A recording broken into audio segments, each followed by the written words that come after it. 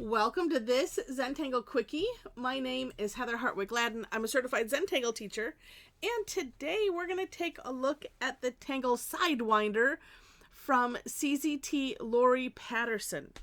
Now this is a new release from Tangle Patterns, and you will find that link in the description section. Oh, what a neat tangle! If you have done mycelium or puyang tangles, this will sort of seem, the stroke will sort of seem familiar. And then too, if you've done ing, this is like a curvy ing, at least the framework that we start off with, sort of. All right, so, and, let's see, I'm going to do it on the diagonal.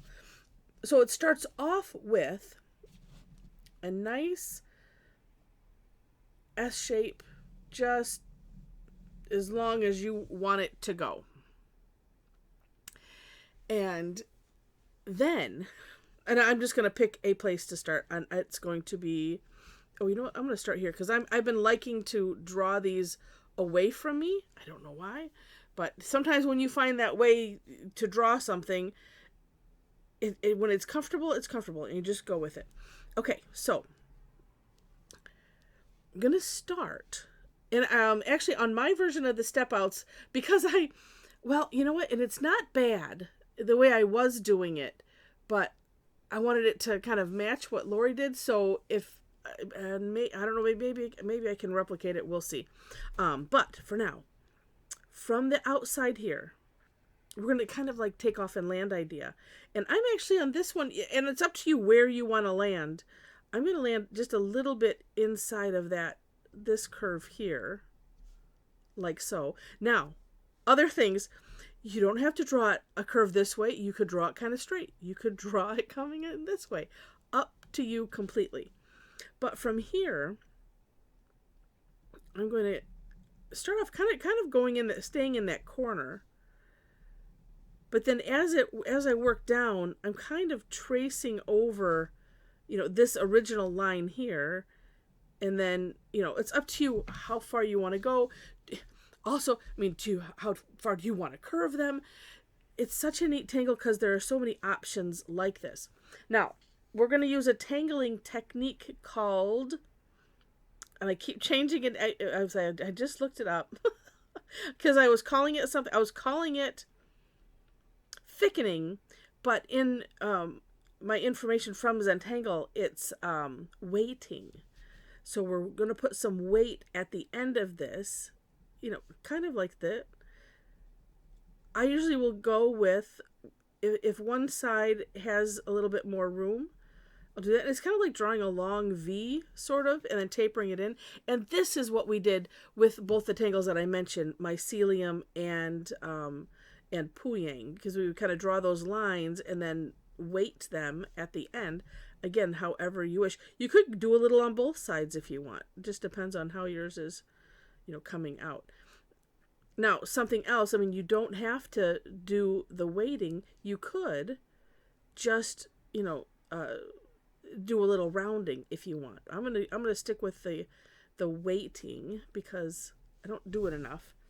And it comes out neat. All right. Neat, sort of. I always get the little phrase and I try to get them to merge in. Sometimes that makes it worse. So I try not to worry about it. Okay. And we're gonna go the same direction. So you could do one of two things. Could stay on this side, which I think I'll do that. And it's the same thing. So we're, starting at the far edge of, one of these curves, and then working our way in. And now that I've gotten in the habit of doing it this way, I can't remember how I was doing it. What I was doing was I would end up walking it down this way. So it was like as I, curved, no, you know what it was? I was starting on the inside. So I would kind of do this and then come out and then come out and then come out. And so I was walking down this edge. Then I decided to start with this part, and then it's the other way. Sort of. Some of them seem like they come right from the tip, but what's so neat is, and this, oh, I didn't even mention, because the day of this of the recording is Thursday, so that means it's Tangle Time Day, and we had so much fun with this one. And what was interesting is, depending on it, well, I mean, like a lot of them, depending on the dimensions you used, this one there just seems like there's so many more options. Starting with how you do your big squiggle, and then how far you do this, and which way you curve it, and then how much contrast you have in this thickening, a lot, a little. And just really, really neat results. If you would like to see all of those results, go to the description section when you have a minute, because you're probably tangling along with me, because I know I asked before, and a lot of people do that, and I think that's really cool. But click the description section, get the step out, go to my website. They go below the step outs, click on the link tree. That'll take you to a bunch of links for me. You go to my website, subscribe to my blog, and when I try to do a recap post soon after, and I'm on a small roll, so hopefully that'll keep up. But when I put them out, I like to put it out that way and put pictures of the screenshots and any of the close-ups that we happen to have, and it's just so neat to see what everybody does, and it's absolutely amazing. Okay, so we're gonna do the other side. Like I said, no, I'm gonna goof that up. I want to go this way. I was liking drawing it away from me, but I don't know. But is that drawing it? Well, you know what? Oh, let's try this.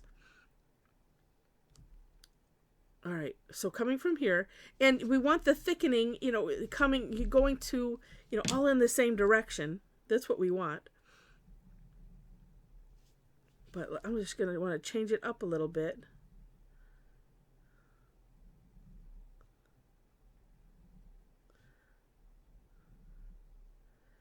Because even, changing up how you're doing this, in which direction, and the bendiness of your lines creates a whole,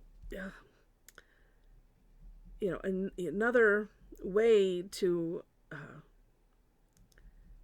don't know, just shape the way these things seem to bend. It's just really, really interesting. That's what we spent some time, and I think it was before I started the recording on our, I think it was the PM session, so it was after we had played with it, and I was like, well, how do we get those to look like this? And look like they're curving, is it concave? Where they're curving in, down versus, popping up. And so we played with that a little bit. Just really, really interesting, like I said.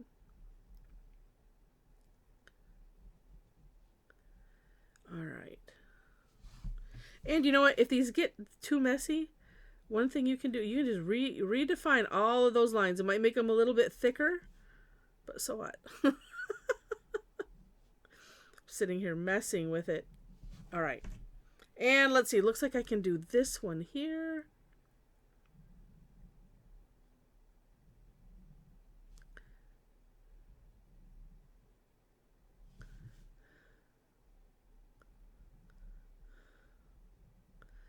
And we'll just stop there. This will fix some of that little bit of mess down there.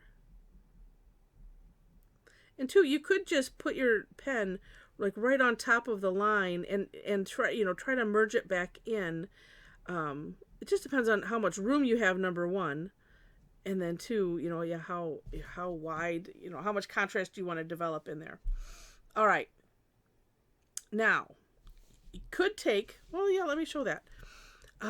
Let's see. So if we were going to do this section, so you can, or, you don't have to, up to you. But if we did, just like these, we would be coming from here and ending there. I need to leave a little bit more room.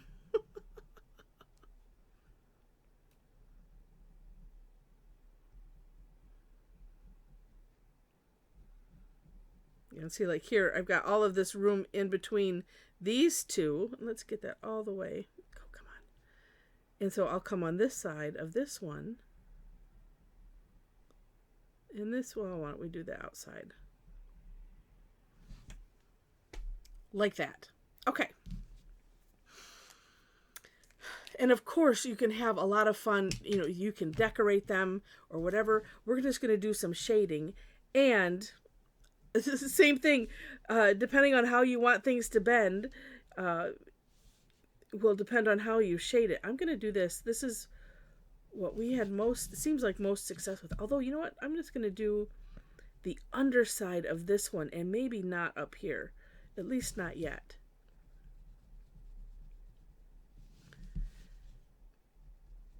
All right. And this, yeah, mine as well. Okay. I was like, no, not yet. I said not yet. That's what I told myself. Because what I thought would be neat, and this is what we were trying to achieve, this, where, like I said, where it looks like it's, and it is, where it looks like it's going down and then, you know, back up. You can always make them look poofy. It was just like, it was an easier time to make them look like they were rounded this way versus the opposite way. So that's really fun. So notice, normally what I would do is I would, you know, go where lines gather. And a lot of times I will do that. And of course you can. But you can see how it looks like it's scooping down. It just gives it some really, really neat dimension, having, you know, just this darkness on this side and then it being lighter over here. Super neat, even though I did intend it to be that way. Still super cool. I think I'll leave it that way. I like it.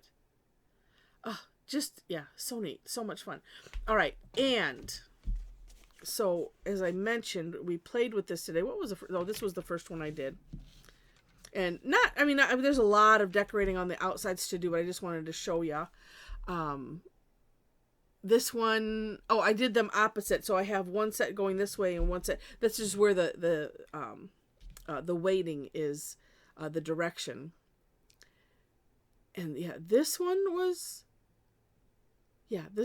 good.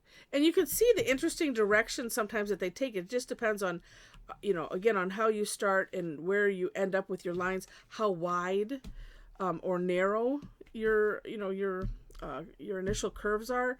You know how they dip. Like this one kind of dips down, and this is one of those definitely no two alike. And that is rather cool. All right, then the second one, I don't know, I was losing my brains or something because there was a couple places where I went the wrong direction. And not that it matters. Now, if I didn't tell you, you wouldn't think anything about it, right? That's, you know, hence the thing on top. That was the first place. And I was like, oh, it looks like a little Hershey's Kiss, or it looks like a little part of Puyang. So I... So I had to put a face on it. Anyway, so again, yeah, not really done, but just wanted to have some fun on the gray tile. And it's, you know what, and as you can see, it doesn't matter. It just really doesn't matter. However, whatever ends up happening, happens, and it's all good. So, although this blue is, I went back and I added some. I think I'm going to just bring it out more because it's just so very harsh. Oh yeah, that looks nice. And it's so neat with the white gel pen, and it kind of tints it. It's too much just right there. Oh, lots of fun. Okay, so as I'm playing with this, if you've enjoyed this, and I hope you have, would love it if you click on the like button. Yeah, that helps, doesn't it? Maybe not there. And if you liked it enough to see more, would love to have you be a subscriber to the channel. In that description section, I already mentioned where you'll find links to the step outs there, and then ways to connect with me if you wish. If you would like to partake in, this is the Tangle Time session. It's on Thursdays. It's free. We do the same tangle both sessions, and a lot of people come to both because then it's just like, oh, I got another chance to have some fun. And I mean, besides, we have a lot of fun anyway. But yeah, it's really, really great. So you too can have fun with us. And I don't put out whatever I'm doing ahead of time because sometimes I haven't decided until just before, and it's a surprise to almost all of us. So it's just it's just, like I said, neat fun. Also in the description section, you can follow me for when I post these on Facebook. So there's a link to my page and our amazing Tangle Addicts community group. And so if you'd like to be a part of that group, you can, click on the link. There are 4 questions that you have to answer in order to gain entry, just so you're aware. And that's it. And then it's just fun and tangling and, it's just wonderful group of people, really super supportive, and just amazing. Let's see what else is on there. I do this every day, so I should remember, right? I like to work without a script, because it's way more fun. Classes, because that you might want to know. Following me on my blog or on Facebook. There's some other places that I post classes, and they're listed there too, and just other fun things. It's all self-explanatory. All right, so with that, thank you so much for watching, and I wish you happy tangling.